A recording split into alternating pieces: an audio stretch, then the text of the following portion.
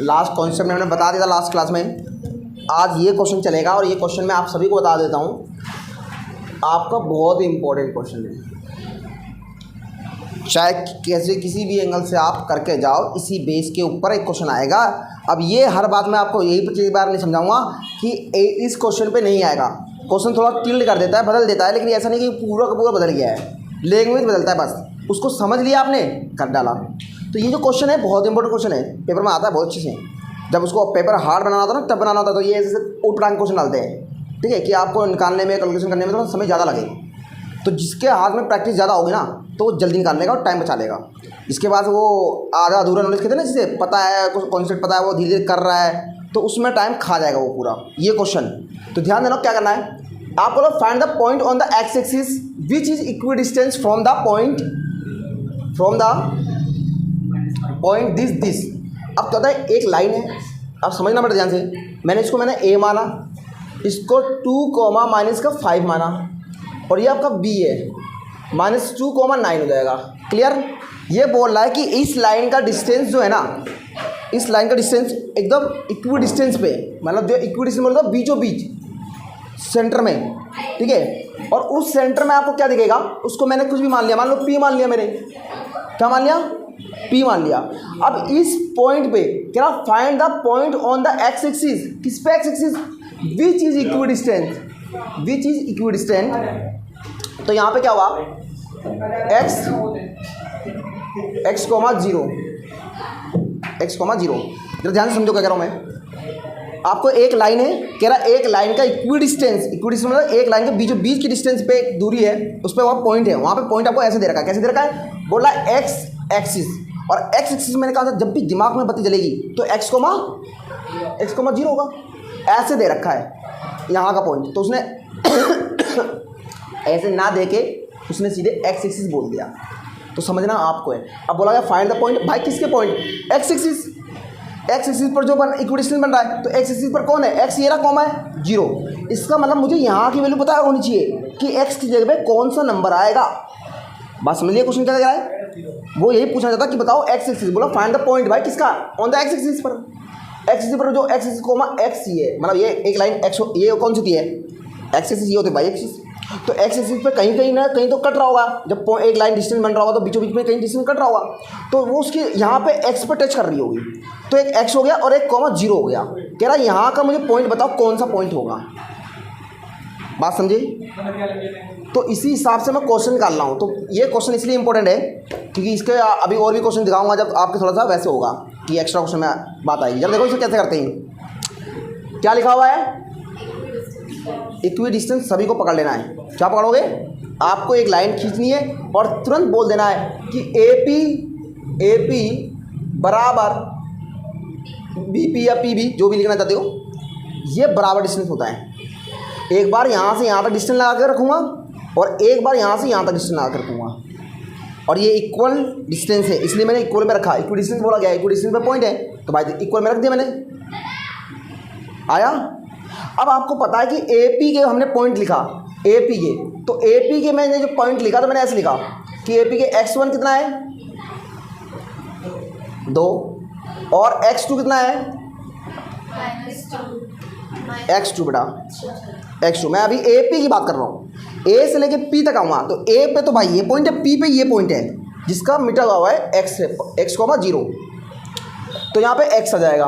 उसके बाद y1 कितना है -5 है, और आपको पता है कि y2 कितना है 0 है। इसी तरह से आपको बीपी के पॉइंट बताने हैं। अब बीपी पे आओ, बीपी जैसे भी पॉइंट आना है बताओ। x1 किसको मान लिया आपने, मान लिया इसको, मान लिया x को, और x2 किसको मान लिया -2 मान लिया, और y1 0 और y2 9 मान लिया। ठीक है। अब होता क्या है, आपको बताया गया कि इक्वी डिस्टेंस ए पी बराबर पी बी है ना। अब मुझे बताओ ए पी का डिस्टेंस क्या था, आपको फॉर्मूला पता है x2 - x1 का whole square plus y2 - y1 का होल स्क्वायर आ गया, बराबर फिर x2 - x1 का whole square plus y2 minus y1 का होल स्क्वायर। डिस्टेंस का फॉर्मूला बेटा सभी का यही है, ठीक है। ये हमारा AP का डिस्टेंस था, ये मेरा PB का डिस्टेंस है। तो AP के पॉइंट में देखो, AP में कौन है, x1 कितना है, x2 कितना है आपका, x है, और x1 आपका 2 है। उसके बाद होल स्क्वायर आ गया प्लस, उसके बाद y2 कितना है 0, तो यहाँ 0 आ गया, माइनस y1 कितना है माइनस का 5 ये, और माइनस का उसको अंदर था तो माइनस में निकल जाएगा प्लस हो जाएगा। तो यहाँ पे आपका प्लस में ऐसे लिख दिया जाएगा एक बार में, ठीक है। उसके बाद बराबर का साइन रहेगा और यहाँ पे आ जाएगा x2 कितना है माइनस का 2 है, x1 कितना है x है, इसका आप क्या लिख लोगे, क्लियर। y2 कितना है 9 है, और y1 कितना है 0 का होल स्क्वायर कर लोगे। अब देखो यहाँ पे भी रूट है, यहाँ पे रूट है। जब बराबर का साइन हो और दोनों तरफ रूट आता है तो ध्यान रखना इस चीज़ का, जब दोनों तरफ रूट आएगा तो आप स्क्वेयरिंग बोथ साइड कर देना। क्या करोगे, स्क्वेयरिंग बोथ साइड। आप स्क्वेयरिंग बोथ साइड जैसे ही करोगे तो क्या होगा, स्क्वेयरिंग बोथ साइड करने के बाद मैं जैसे स्क्वेयरिंग बोथ साइड करूँगा तो ये रूट और ये रूट कट जाए, कैंसिल आउट हो जाएंगे, क्या हो जाएंगे, कैंसिल आउट हो जाएंगे, ठीक है। ये इस तरीके से होगा, जैसे ये है, मान लो कुछ भी था अंदर और ऐसे, और मैंने होल स्क्वायर ऐसे करा तो इसको और इसको मैं ऐसे काट दूंगा जब स्क्वेयरिंग बोथ साइड करूँगा। तो मैं एक स्टेप आपको बचा रहा हूँ, ठीक है, थोड़ा समय कम लगेगा उससे। डायरेक्टली आप ऐसे लिखना पेपर में x माइनस 2 का होल स्क्वायर और प्लस 0 प्लस 5 ही तो आएगा, तो सीधे 5 का स्क्वायर लिखो, बराबर ये भी रूट कट जाएगा तो बचेगा क्या, -2 और x का होल स्क्वायर प्लस 9 0 9 आ जाएगा, 9 का स्क्वायर हो जाएगा। अब यहाँ पे देखो आइडेंटिटी लग रही है x माइनस 2, तो मतलब a माइनस b का होल स्क्वायर। तो क्या लगाओगे, एक बार x का स्क्वायर प्लस एक बार 2 का स्क्वायर, फिर माइनस 2ab, 2 क्या है 2 रहेगा, और a क्या है x है, और b क्या है 2 है, और 5 का स्क्वायर कितना है। और यहाँ पे देखो बच्चे गलती करते हैं, गलतियाँ फिर यहाँ मैं लिख देता, अगर जगह खाली होती मैं लिखता गलतियाँ। यहाँ बच्चे देखो, यहाँ -2 और -x दिख रहा है ना, यहाँ पे बच्चों से गलती बहुत होती है। जब भी आपको दोनों तरफ माइनस का दिखता है और होल स्क्वायर है तो हमेशा दिमाग में फिट कर लेना कि a प्लस बी का होल स्क्वायर लगेगा। तो a प्लस बी का होल स्क्वायर जब लगाओगे तो सारी की सारी वैल्यू किस में होगी, पॉजिटिव में होगी। अब पॉजिटिव में होगी तो मतलब नेगेटिव में तो आना चांस नहीं है। जब बच्चा कभी जब इसे सॉल्व करता है ना तो नेगेटिव में आंसर लेके आ जाता है, तो वहाँ हो जाती है गलतियाँ, ठीक है। तो यहाँ पर मैं क्या करूँगा, इसको ऐसे देखूँगा, मैं आपको समझाने के लिए आपको बता देता हूँ। पहले मैं इसको इस तरीके से देख रहा हूँ, माइनस का 2 है, फिर प्लस, फिर माइनस का x है, ऐसे करके ऐसे आपका होल स्क्वायर है।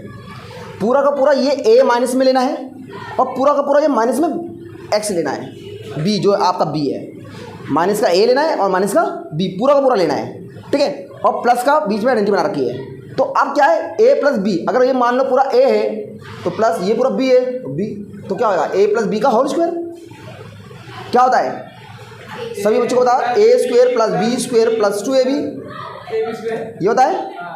अब देखो जरा, माइनस का 2 का होल स्क्वायर a पेगा प्लस b माइनस का x का होल स्क्वायर प्लस 2a क्या है माइनस का 2 है, b क्या है माइनस का x है, और प्लस 9 का स्क्वायर 81 है।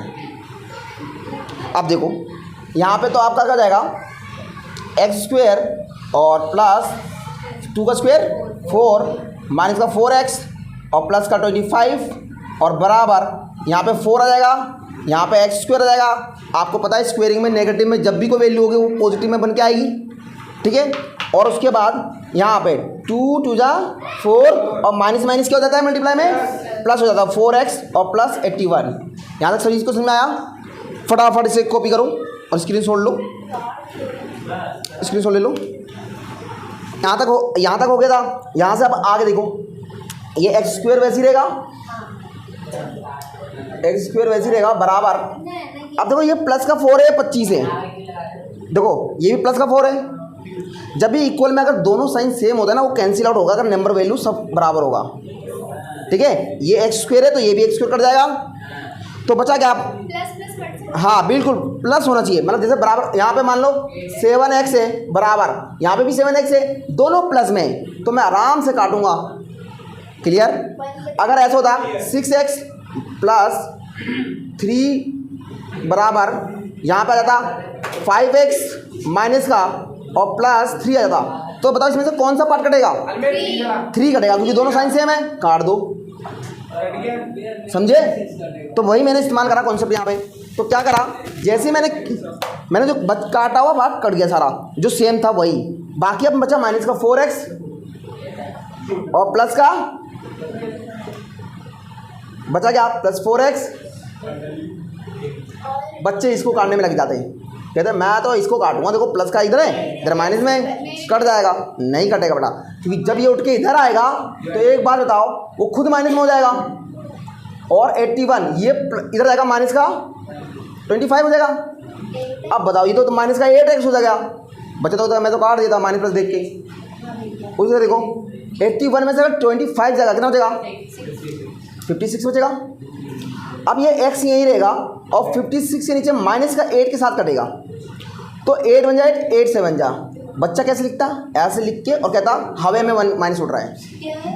बेटा कैंसिल करने के बाद जब एक सिंगल नंबर आता है ना, तो अगर माइनस वो नीचे हो चाहे ऊपर हो, उसको आप सेट कर सकते हो कि डायरेक्टली आप ऊपर लगा दो माइनस का ऐसे।